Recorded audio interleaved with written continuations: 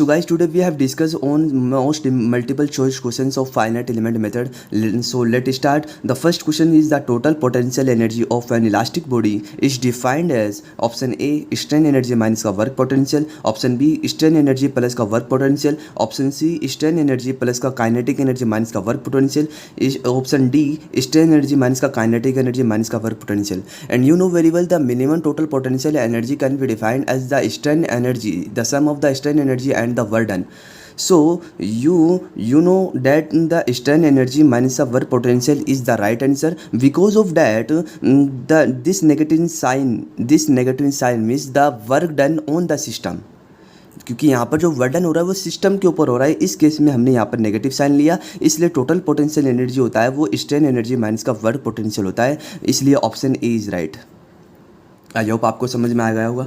So next question is the equations for the principle of minimum potential energy is express as option A stiffness matrix and force is equal to displacement nodal displacement, option B is stiffness matrix into displacement is equal to force vector, and option C is stiffness into displacement into यानी कि force is equal to 1, and option D is stiffness matrix into force vector into displacement nodal displacement is equal to -1. And you know very well the force is equal to displacement into stiffness matrix, so option B is right.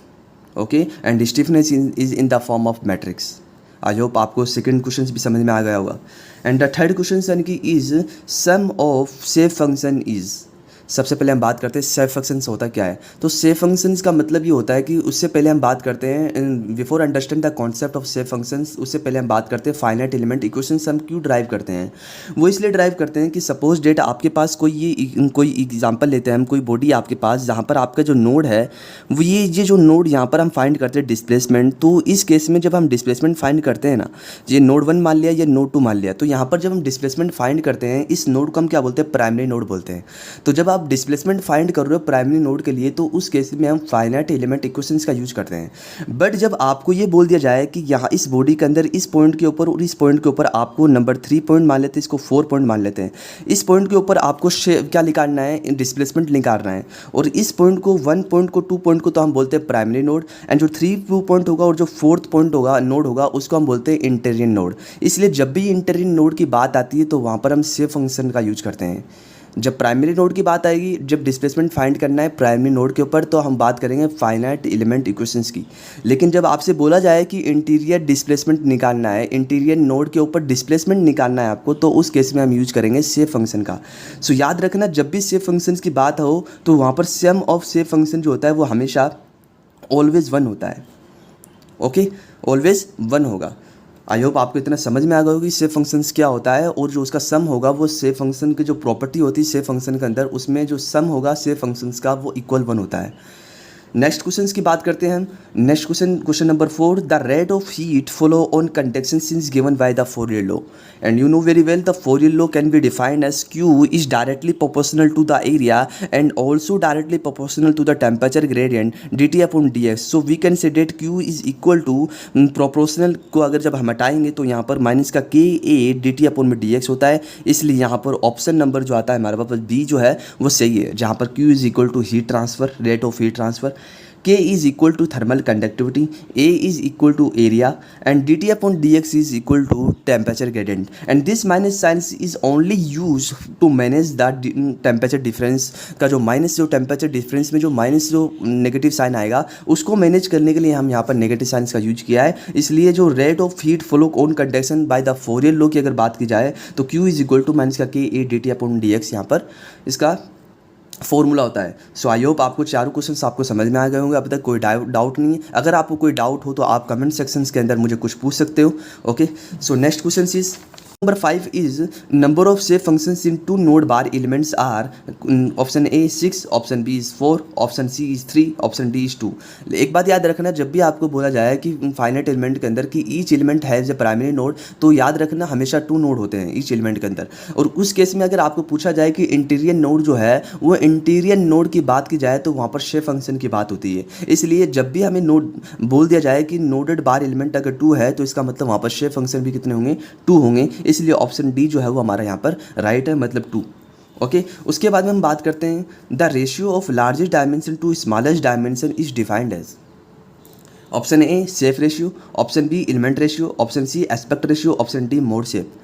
तो यहाँ पर जो option जो right है वो है हमारे पास C option कि सी एस्पेक्ट रेशियो को क्या बोलते हैं। Aspect ratio means the dimension of largest to the dimension of smallest, जो है आपका जो एरिया है उसका जो डायमेंशन होगा वो आपका क्या कहलाता है, एस्पेक्ट रेशियो कहलाता है। फॉर एग्जांपल मैं आपको एग्जांपल से समझाने की कोशिश करता हूँ। सपोज मान लीजिए ये आपका कोई रेक्टेंगुलर बॉडी है, ठीक है।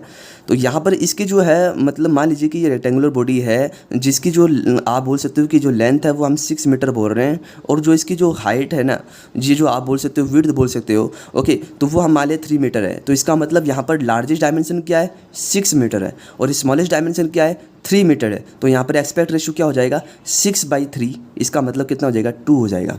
आई होप आपको समझ में आ गया होगा, मैं एग्जांपल से समझा दिया कि aspect ratio can be defined as the ratio of the largest dimension to the smallest dimension is defined as aspect ratio.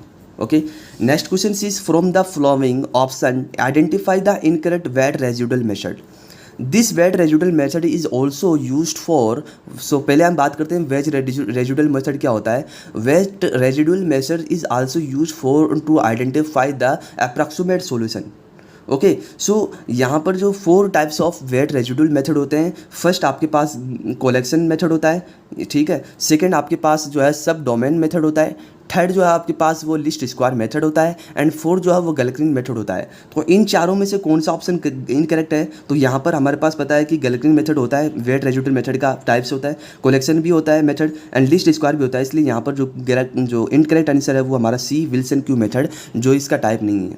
Okay उसके बाद क्वेश्चन नंबर 8 की बात करते हैं। For one dimension bar element if the structure is having the 3 node then stiffness matrix form is having an order of. कि अगर suppose मान लीजिए वन डायमेंशन बार एलिमेंट की बात की जा रही है और उसमें जो स्ट्रक्चर है उसके 3 नोड है। फॉर एग्जांपल मैं आपको एग्जांपल से समझाने की कोशिश करता हूँ कि ये मान लीजिए कोई बार है, ये स्टेप बार एलिमेंट आपके पास, ठीक है। यहाँ पर हमने स्टेप बार एलिमेंट लिया है। तो यहाँ पर सपोज मान लीजिए 1 नोड यहाँ पर हो गया, सेकेंड नोड आपके यहाँ पर है, और थर्ड नोड यहाँ पर है। तो इसका मतलब ये हमें पूछ रहा है क्वेश्चंस के अंदर कि structure is having the 3 node. हमने 3 नोड ले लिया, तो इसका मतलब ये पूछ रहा है हमें कि स्टिफनेस मैट्रिक्स का जो फॉर्म होगा वो किस ऑर्डर के अंदर होगा। 3/3 के अंदर होगा, 2/2 के अंदर होगा, 4/4 के अंदर होगा, या 1/1 के अंदर होगा। तो एक बात हमेशा याद रखना, जितने नोड होंगे उतने ही क्या होंगे आपके पास मैट्रिक्स का जो ऑर्डर होगा उतने ही फॉर्म के अंदर होगा। मतलब अगर 3 नोड है, इसका मतलब 3/3 ऑर्डर के अंदर आपका जो मैट्रिक्स है स्टिफनेस मैट्रिक्स वो बनेगा। ओके अगर आपके पास 2 नोड होते हैं, अगर यहाँ पर अगर इतना ही होता हमारे पास, अगर ये वाला पार्ट नहीं होता, तो हमारे पास जो मैट्रिक्स का फॉर्मेशन होता, बिकॉज 2 नोड की वजह से यहाँ पर जो नोड का जो फॉर्मेशन या स्टिफनेस मैट्रिक्स का जो फॉर्मेशन होता वो 2/2 ऑर्डर का होता। लेकिन अभी यहाँ पर हमारे पास 3 नोड थे, तो यहाँ पर मैट्रिक्स का जो फॉर्म होगा स्टिफनेस मैट्रिक्स का वो 3/3 ऑर्डर के अंदर होगा। उसके बाद में नेक्स्ट क्वेश्चन आता है हमारे पास, the strain energy per unit volume is equal to. तो स्ट्रेन एनर्जी हमें पूछा है पर यूनिट वॉल्यूम के अंदर। तो आई होप आपको इसका फॉर्मूला आपको इजीली पता होगा कि जो ए ऑप्शन बोला है 1/2 force into displacement, option B 1/4 force into displacement, option C 1/2 into sigma मतलब stress into displacement, and option D 1/2 into strain into displacement. लेकिन आप you know very well strain energy is known as 1/2 into force into displacement, that's why the option A is correct. Okay फिर next question आता है types of boundary conditions are option A potential energy approach, option B elimination approach, option C penalty approach, option D both B and C. Types of boundary condition 2 types की होती है। First हमारे पास elimination approach होता है, second penalty approach होता है, ठीक है। अब एलिमिनेशन एंड पेनल्टी अप्रोच को हम आगे की वीडियो में हम समझने की कोशिश करेंगे। तो यहाँ पर ऑप्शन डी है वो बी एंड सी यहाँ पर दोनों सही है, elimination approach and penalty approach. Okay उसके बाद हम बात करते हैं equilibrium conditions are obtained by minimizing. तो इस केस में kinetic energy, option B potential energy, option C load, and option D force. और हमें पता है कि जो टोटल पोटेंशियल एनर्जी जो मिनिमम पोटेंशियल एनर्जी हम जो निकालते हैं वो जो इक्विलिब्रियम कंडीशन के लिए वो पोटेंशियल एनर्जी के लिए यूज करते हैं। इसलिए यहाँ पर जो पोटेंशियल एनर्जी होता है वो स्ट्रेन एनर्जी माइनस का वर्डन जो हम यूज करते हैं। ओके सो आई होप इतना आपको समझ में आ गया होगा। फिर चलते हैं नेक्स्ट क्वेश्चन के अंदर। In elimination approach which elements are eliminated from the matrix. कि जब भी हम ग्लोबल मैट्रिक्स बनाते हैं तो उस ग्लोबल मैट्रिक्स में हम क्या करते हैं कि अपने स्टिफनेस मैट्रिक्स को रिड्यूस करने का काम करते हैं। अब जो वो रिड्यूस होगा वो किस प्रकार होगा कि आपका कोई भी डिस्प्लेसमेंट अगर नोडल डिस्प्लेसमेंट अगर जीरो है, सपोज नोडल डिस्प्लेसमेंट 1 पर जो है वो आपका जो डिस्प्लेसमेंट u1 जो है वो जीरो है, इसका मतलब आपको उसका रो का और उसके कॉलम को आपको क्या करना है, एलिमिनेट करना है। इसलिए यहाँ पर हमारे पास ऑप्शन डी है, वो रो एंड कॉलम जो है उस पार्ट को आप क्या करते हो, रिमूव करते हो, एलिमिनेट करते हो, ताकि आपका जो स्टिफनेस मैट्रिक्स है वो रिड्यूस हो जाए। ओके, उसके बाद में आता है क्वेश्चन से नंबर 13। क्वेश्चन से नंबर 13 जो है, if the structure is divided into discrete area और वॉल्यूम इज कॉल्ड एज, कि जब आप किसी डिस्क्रिटाइजेशन करते हो, मतलब किसी वोल डोमेन को या लार्ज स्ट्रक्चर को किसी स्मॉल नंबर ऑफ पार्ट के अंदर डिवाइड करते हो, तो उस पार्ट को हम क्या बोलते हैं, स्मॉलेस्ट पार्ट को क्या बोलते हैं, एलिमेंट बोलते हैं, राइट। तो इसका मतलब ऑप्शन बी हमारा जो है वो एलिमेंट सही हो जाएगा। यहाँ पर स्ट्रक्चर नहीं बोल सकते हम, स्ट्रक्चर तो पूरे पार्ट को ही बोलते हैं, लेकिन जब हम डिवाइड करते हैं तो उस पार्ट को हम क्या बोलते हैं, एलिमेंट बोलते हैं। ओके, आई होप आपको इतना समझ में आ गया होगा।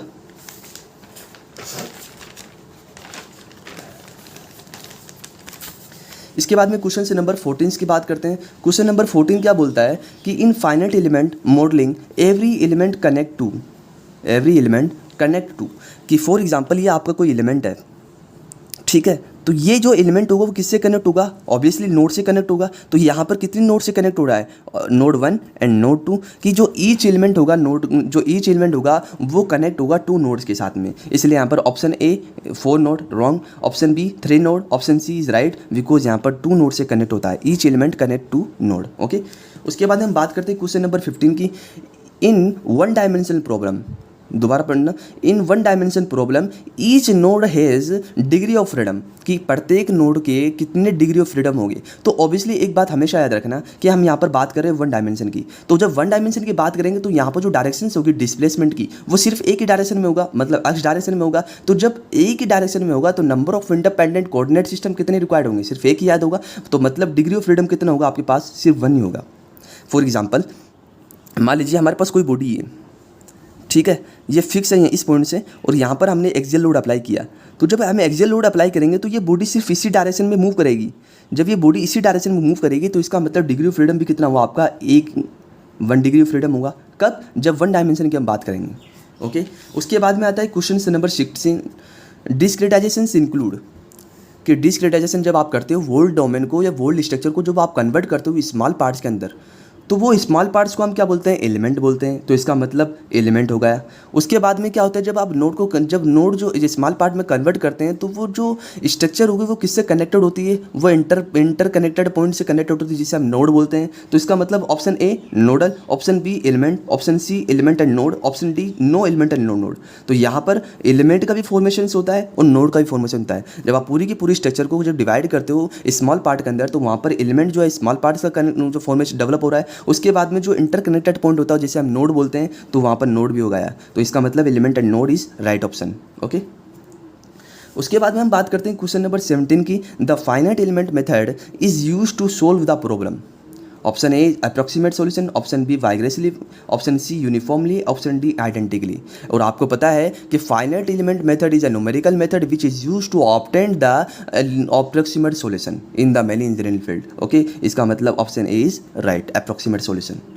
उसके बाद में क्वेश्चन से नंबर 18 की बात करते हैं। क्वेश्चन नंबर 18 में क्या लिखा हुआ है कि इन 2 dimension problem each node has degree of freedom, कि हमने 1 डायमेंशन की बात की थी तो वहाँ हमें पता है कि सिर्फ एक ही डायरेक्शन में, वहाँ पर 1 डायमेंशन होने की वजह से जो डिस्प्लेसमेंट हो सिर्फ 1 डायमेंशन में होगा, एक ही डायरेक्शन में हो रहा है। लेकिन यहाँ पर जो क्या हो 2 डायमेंशन प्रॉब्लम होने की वजह से जो डिस्प्लेसमेंट होगा वो एक्स वाई डायरेक्शन में होगा। तो इसका मतलब डिग्री ऑफ फ्रीडम कितना होगा, option A 1, option B 2 and option C is infinity, option C is infinity, option D is finite. तो इसका मतलब ऑप्शन हमारे पास क्या है, हो गया राइट। यहाँ पर ऑप्शन जो है हमारा जो बी जो है वो राइट, बिकॉज यहाँ पर 2 डायमेंशन है। तो इसका मतलब जो ईच नोड है 2 डिग्री ऑफ फ्रीडम, एक्स और वाई डायरेक्शन होगा। यहाँ पर हमारे पास डिग्री ऑफ फ्रीडम जो होगा वो एक्स और वाई डायरेक्शन में हो जाएगा। तो मतलब यहाँ पर टू जो डिग्री ऑफ फ्रीडम हमारे पास हो जाएगा, कब, जब 2 डायमेंशन की बात होगी। ओके, आई होप आपको अभी तक इतना क्वेश्चन समझ में आ गया होगा। अब हम बात करते हैं क्वेश्चन से नंबर 19 की। Stiffness matrix is option A non symmetrics and square, option B symmetrics and rectangular, option C non symmetric and rectangular, option D symmetric and square. तो इसका मतलब आपको पता होना चाहिए कि प्रॉपर्टी ऑफ स्टिफनेस मैट्रिक्स क्या होता है। स्टिफनेस मैट्रिक्स की प्रॉपर्टी ये कहती है कि आपका जो मैट्रिक्स होगा वो जो है आपका सिमेट्रिक्स होना चाहिए और स्क्वायर होना चाहिए। फॉर एग्जांपल मैं आपको एग्जांपल से समझाने की कोशिश करता हूँ कि सपोज ये आपका मैट्रिक्स है 1 माइनस का 1 और 1। तो ये जो है वो आपका क्या है, सिमेट्रिक्स मैट्रिक्स है। सिमेट्रिक्स मैट्रिक्स क्या हुआ कि ए जो है वो ए के ट्रांसफर्स के बराबर है, कि जो आपका ये मैट्रिक्स ए था अगर आप इसको ट्रांसफर्स करने की कोशिश करोगे तब भी यही आपको मैट्रिक्स मिलेगा। तो पहली बात तो सिमेट्रिक्स होता है। ओके, उसके बाद में ये जो है वो मैट्रिक्स स्क्वायर होना चाहिए 2x2 ऑर्डर का। तो इसका मतलब क्या ऑप्शन यहाँ पर डी हमारा सही है कि सिमेट्रिक्स भी होना चाहिए और स्क्वायर भी होना चाहिए। और भी बहुत सी प्रॉपर्टी होती है स्टिफनेस मैट्रिक्स की, वो हम आगे बात करेंगे। क्वेश्चन नंबर 20 क्या बोलता है, formula for global stiffness matrix is A number of node, B degree of freedom per node, C number of degree into degree of freedom per node, D number of element. तो याद रखना कि global stiffness matrix के अंदर जो आपका जो जिस ऑर्डर के अंदर आपका जो बनेगा, मतलब कि मैट्रिक्स जो बनेगा वो याद रखना number of order into degree of freedom per node, कि कितने नंबर ऑफ नोड हैं और जो degree of freedom per node पर कितना है वो मल्टीप्लिकेशन कहलाता है आपका ग्लोबल स्टिफनेस मैट्रिक्स का फॉर्मूला। ओके, उसके बाद में क्वेश्चन नंबर आता है what is the actual equations of stiffness. तो एक्चुअल इक्वेशंस ऑफ स्टिफनेस क्या गलत है, अभी हमने बात की थी कि स्टिफनेस का जो प्रॉपर्टी वो क्या बोलती है कि पहले तो सिमेट्रिक्स होना चाहिए। तो चलिए हम इसमें सिमेट्रिक्स ढूंढ लेते हैं कि जब हम ए ऑप्शन के अंदर, बी ऑप्शन तो वैसे गलत हो गया क्योंकि स्क्वायर मैट्रिक्स नहीं है। ओके, तो ये तो वैसे गलत हो गया है। ए ऑप्शन के अंदर देखिए कि माइनस का 1 1, जब आप इसको मतलब जब इसका ट्रांसफर्स करोगे तो ये गलत हो जाएगा। ओके, ऑप्शन सी पे चलते हैं हम। ऑप्शन सी पे चलते हैं तो जब इसका आप ट्रांसफर्स करते हो 1 माइनस का 1 तो पहली बात तो ये सिमेट्रिक्स हो गया है। दूसरा, जब हम क्या करते हैं, जब हम दूसरी स्क्वायर मैट्रिक्स है। और तीसरा क्या प्रॉपर्टी होती है स्टिफनेस मैट्रिक्स की कि जब आप रो का एडिशन करोगे या कॉलम का एडिशन करोगे तो उसका आंसर आपका 0 होना चाहिए। सपोज 1 माइनस का 1 0, 1 माइनस का 1 0। तो ये इसकी प्रॉपर्टी, इसलिए ऑप्शन सी इज राइट। और ये जो फॉर्मूला है वो हमेशा याद रखना कि k is equal to A E by L होता है और 1 माइनस का 1 ये इसके मैट्रिक्स फॉर्म में होता है। ओके, उसके बाद में क्वेश्चन नंबर 22 की बात करते हैं। क्वेश्चन नंबर 22 क्या बोलता है, the interconnected point in FEM is known as. और आपको पता है जब हम डिस्क्रिटाइजेशन करते हैं तो स्मॉल एलिमेंट का फॉर्मेशन होगा। जब स्मॉल एलिमेंट का फॉर्मेशन होगा, जो स्मॉल पार्ट के अंदर जो कन्वर्ट डिवाइड करेंगे तो एलिमेंट का फॉर्मेशन होगा। और वो एलिमेंट होगा वो आपका किससे कनेक्ट, उसको क्या बोलते हैं हम, जो इंटरकनेक्टेड पॉइंट से कनेक्टेड होगा उसे हम बोलते हैं नोड। इसलिए option A is right. Element हम नहीं कह सकते क्योंकि एलिमेंट तो हम उस पार्ट को बोलते हैं। ओके, इसलिए यहाँ पर ऑप्शन ए इज राइट। उसके बाद में हम चलते हैं क्वेश्चन 23 की बात करते हैं। The ratio of the largest dimension 8 metre of the element to the smallest dimension 2 metre. और आई होप आपको पिछले मैंने समझाया था कि जो एस्पेक्ट रेशियो होता है वो रेशियो होता है लार्जेस्ट डायमेंशन का टू द स्मॉलेस्ट डायमेंशन का। तो इसका मतलब क्या हुआ कि लार्जेस्ट डायमेंशन आपकी 8 है और स्मॉलेस्ट डायमेंशन जो है aspect ratio is equal to largest dimension upon में स्मॉलेस्ट डायमेंशन, तो 8/2 विच इज इक्वल टू 4। ठीक है, लेकिन अगर आपको किसी क्वेश्चन में ऐसा बोलते कि इस पार्ट को हमें 6 जो एलिमेंट में डिवाइड करना है या 8 एलिमेंट में डिवाइड करना है, तो हमेशा याद रखना जो लार्जेस्ट डायमेंशन वो ऊपर आना चाहिए और जो आपका जो स्मॉलेस्ट डायमेंशन होगा उसको हम नीचे रखना है। ओके, जब आपको ये बोल दिया जाए कि इस एलिमेंट को हमें 6 पार्ट में डिवाइड करना है या 8 पार्ट में डिवाइड करना है उस केस में। लेकिन यहाँ पर ऐसा कुछ क्वेश्चन नहीं, हम आगे क्वेश्चन लेने की कोशिश करेंगे जब हम दोबारा सेकंड पार्ट बनाएंगे एमसीक्यू का। ओके, उसके बाद में क्वेश्चन नंबर 24 ये बोलता है the art of subdividing a structure into a convenient number of smaller component in finite element analysis is known as. कि जब आप पूरी के पूरी स्ट्रक्चर को किसी सब डिवाइड करते हो पार्ट के अंदर, स्मॉल पार्ट के अंदर, तो उसे क्या बोलते हो, उस आर्ट को क्या बोलते हो, उसको हम क्या बोलते हैं, डिस्क्रिटाइजेशन बोलते हैं। कि जब आप पूरे लार्ज डोमेन को जब स्मॉल डोमेन के अंदर कन्वर्ट करने की कोशिश करते हो सब डोमेन के अंदर, तो उसे हम क्या डिस्क्रिटाइजेशन बोलते हैं। And last question is for constant strain triangle element the shape function is the same m1 plus n2 is equal to n3 is equal to 0, n1 plus n2 plus n3 is equal to 1, n1 plus n2 plus n3 is equal to -1 and n1 plus n2 plus n3 is equal to 3। तो यहाँ पर आपको पता है कि shape function का जो सम होता है वो हमेशा 1 होता है, इसलिए B option is right. I hope आपको इतना क्वेश्चन समझ में आ गया होगा। अगर अभी भी आपको कोई डाउट हो तो आप कमेंट सेक्शन में मुझे कुछ पूछ सकते हो। ओके, और आई होप आपको अच्छा लगा होगा तो प्लीज़ लाइक कीजिए, शेयर कीजिए और मेरे चैनल को सब्सक्राइब कीजिए। Thank you so much.